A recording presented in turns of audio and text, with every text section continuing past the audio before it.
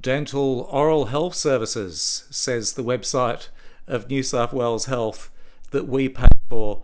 And just like so many other health services around Australia, we get let down. G'day, Charles Mackenzie from Infected Blood Australia. If you've been following my videos recently, I've been talking about the fact that victims of Australia's deadliest medical scandal, HIV and hepatitis C contaminated blood transfusions and blood treatments, have huge problems accessing the dental care that we need.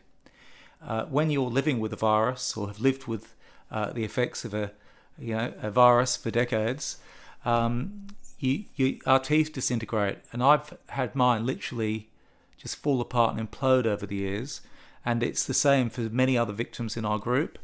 We've got women who are infected with HIV and hepatitis C from blood given during childbirth, and they've told me, as have many members of our group, that they find it almost impossible to access dental care in a timely fashion. And as you might see here, I've got a sack of inflamed, whatever it is, pus, even though I've been taking every antiviral and natural antibiotic going. But I've had 2 broken back molars, and I've put, colloidal silver, and I've put, every mouthwash. I've been doing a thing called oil pulling. Have you heard about that? Using organic coconut oil. It actually helped. It made the tooth less painful for a few weeks. But now, despite all of that, this tooth is agony. And I'm also losing function in my body as a result of my tainted blood. So now I've lost function in various parts of my body. It makes life a little bit more challenging. So I recently shared a video about how I'd been trying to get a dental appointment for 2 years, been mucked about by New South Wales Health, and how the Australian Senate in 2004 unanimously agreed that victims of Australia's deadliest medical scandal, contaminated blood, people like me, I was a former child patient who was knowingly given a contaminated blood product, people like me should be able to access dental care, that the dental care be covered by the government or by our taxes. And that was unanimously agreed upon. 20 years later, it hasn't happened. And here I am. So I tried to get an appointment with the New South Wales Health Dental Hospital. They had problems getting me an appointment. So some months ago, I showed you they gave me a voucher. Then I explained to them that the voucher was for $377. This is one of those vouchers for $377. And they said that you could take that to private dentists and they'd look after your teeth. But the voucher stipulates that it can only be for a single tooth only. Well, I've got 2 broken back molars. So in a previous video, I flipped a coin to see which one I'd get repaired. But no dentist would do the repairs for that money. So I was forced to go back to New South Wales Health and explain to them that no one would do it for the voucher. It was too low. So they gave me an appointment, and I waited until Tuesday to go to that appointment. I also have a bleeding disorder. So if a tooth is extracted, I will quite likely need blood support, blood product.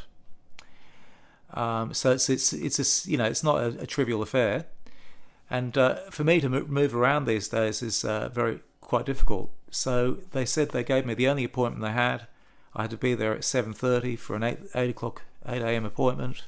I went to the Marrickville Dental Centre, and when I got there, they told me that the appointment had been cancelled, and they kept me waiting all that time, right up to the appointment time. Told me it had been cancelled. No one ever told me.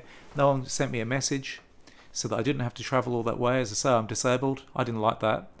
And then the lady that worked there, with her back turned to me, said, "Oh, we're going to give you a voucher," and they dared offer me another voucher for $377. The whole reason I demanded to go and see a dentist at the dental hospital was the $377 doesn't cover all of the damage tainted blood has done to my teeth. And so as a result, I walked out of there frustrated. I shared a video about that, and thank you to all those people that watched that video and offered to pay for my teeth. Now, I think you're very kind. I've said before, you're wonderful Australians. For those of you within Australia, for those of you outside of Australia, you're great international citizens. Thank you very much. I can't accept kind offers fix things for myself, because I'm here to represent members of our group. We have a lot of other members. I'm sure they'll be watching this, and they don't go public. They want to maintain their privacy for obvious reasons, and I respect them. But they have the same problem with the dentists and have done for decades. So we would like our taxes. We're supposed to get dental. That's what we were promised. And we don't believe it's right that when we pay our taxes and we're promised to get these dental services, that we're denied. Tainted blood victims happened around the world. There are tainted blood victims in Canada. There are tainted blood victims in Ireland. Thousands and thousands of people, survivors. And, of course, in the UK. And hopefully someone from the UK might be watching this. Do you know we've got haemophiliacs in this country, people with bleeding disorders. I've got a bleeding disorder also, although it's not haemophilia. It's called severe aplastic anemia. I've got bone marrow failure. I've been unable to get a bone marrow transplant, and unfortunately I've recently also been told that I've come out of remission. That was a big disappointment, because there isn't going to be it's in management. I'm going to manage the situation, and there's not going to be a cure.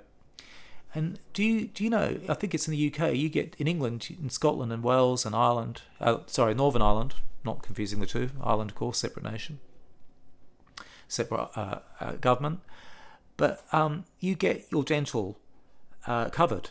So if you have broken teeth, you get it covered. But do you agree, if you're watching this internationally, it's even more important when you have tainted blood or you have something like haemophilia or a bleeding disorder? This is really affecting our health, not having these services. And they play these games with us to pretend as though we've got public dental care, but we don't. I mean, I've been trying for 2 years to get an appointment. So anyway, the agony's got too bad. I'm not sleepy. I'm not eating, and so what I've done is I've actually taken out a loan. It won't be for $377. It's probably going to cost thousands and thousands. So I've taken out a loan, and today I'm off to get dental surgery done. It's been 2 years in the making. I've been in agony for a long time. I'm greatly looking forward to seeing that dentist. I know a lot of people don't like seeing dentists. Not particularly fond of them either. I've only been to the dentist twice in 35 years, and that's because the discrimination, as members of our group will tell you, in the 1980s and 1990s and 2000s, a few dentists were not so nice to members of our group, and they made a big performance. And I didn't want to be subjected to nonsense. I've already been through a terrible atrocity. I don't need to, I'm not going to walk into any discrimination from a dentist, a misguided dentist. Hopefully now they've improved. This will be my second trip to a dentist in 35 years, and it's one I need. I used to actually just allow the bits of the teeth to fall out and just try and hope for the best myself and try and take care of my teeth as best I could. But here I am, and I need to be seen by a professional dentist. I'm going to need to have treatment. This could also, this is a real danger to my life because I've got a bleeding disorder, and it should never be the case, okay? But I make these videos for the group to speak on their behalf as well, and I thank you very much for offering to pay for my teeth. Very, very kind. But I do ask this question to those of you that were kind enough to offer to donate. Do you agree with me that we shouldn't be needing you to donate to us? Why are our taxes not working the way that they're supposed to be? Why can't they work the way they're supposed to be? Is that too much to ask of our government? Well, today I rang up New South Wales Health and I asked them would they give me an appointment for my teeth, and they said no. They said they would, however, give me a telehealth appointment, to which I declined. A telehealth appointment would not inject my broken back molar or fix these broken back teeth. They said that I could go to one of their dental hospitals and wait to see one of the dentists between appointments. I also declined to do that. The reason for that was they had me travel out to an appointment at 7:30 a.m. on Tuesday this week. I'm disabled, and when I got there it would have been cancelled, and no one told me I'm not going to be put through any more of their nonsense when I'm in agony. And so they said, well then, there's nothing they're going to be doing. And I said at that point, well, are you sure? And I told them, well, at that point I'm taking legal action against the New South Wales Health Department. I don't agree with this situation, and members of our group don't agree. We paid our taxes. There are dental hospitals that are here This is a medical emergency. I've got inflammation for my face. I've got broken teeth. I'm not eating, and they're infected. The Australian public healthcare system is broken, and the people operating with it, the bureaucrats, the health bureaucrats, are running foul of the law. This is unlawful. We can prove that we were knowingly given contaminated blood, and thousands of other patients were like us. People have got HIV and Hep C. We can't access health services. I'm sorry, New South Wales Health. I'm going to see you in court. And to the Australian government, to the federal government, and all the other state governments who are part of this cover-up and mistreatment of victims of Australia's deadliest medical scandal, we'll see you in court too. Yeah. And for those people who are kind enough to donate, I'm going to tell you something. I've never asked for a donation in 30 years of campaigning. And I've been offered a lot of donations, and I thank those people. But I am actually going to ask for donations coming shortly. Not for myself, never for myself, but for victims of this scandal, so that we can achieve legal representation. I'm going to take these governments to court for failing Australia. They have, it's clearly obvious, and we've got evidence that we can show that former child patients like myself were knowingly given contaminated blood. You know, I went to school with a young boy that we've proven he was knowingly given a HIV contaminated blood product, and he only had some bruising. He wasn't going to die without blood, and they said, hey, come and have this new treatment, and they basically coerced him into it, and it gave him HIV AIDS, and he lost his life. Been dead over 30 years. And there's so many other cases like it. I've been lucky to survive. I've been very appreciative to survive. I'm very appreciative also of my country and our friends and all the volunteers and everybody who's been following this group and this campaign for justice. And today I'm looking forward to seeing this dentist. As I said, I think a lot of us are slightly afraid of dentists, aren't we? But today I've lost my fears, because I'm just looking forward to him. Please just, I've been thinking about that now for such a long time. Just the moment where I go, So I've taken a loan. I'm going to pay for it myself, but I am going to take legal action, because I'd like the Australian government that's had my taxes and taxes from so many Australians to pay for things like this. I'm actually going to ask for my money back, and so I'm going to be taking legal action on that basis. Also, I'm going to be taking other action as well. There's going to be quite a number of things going to be happening. I intend to file a criminal complaint as well over the knowing harm of children. I have that evidence, and I'm going to be just going through it with other members of the group now, and we intend to take that to police in the fullness of time.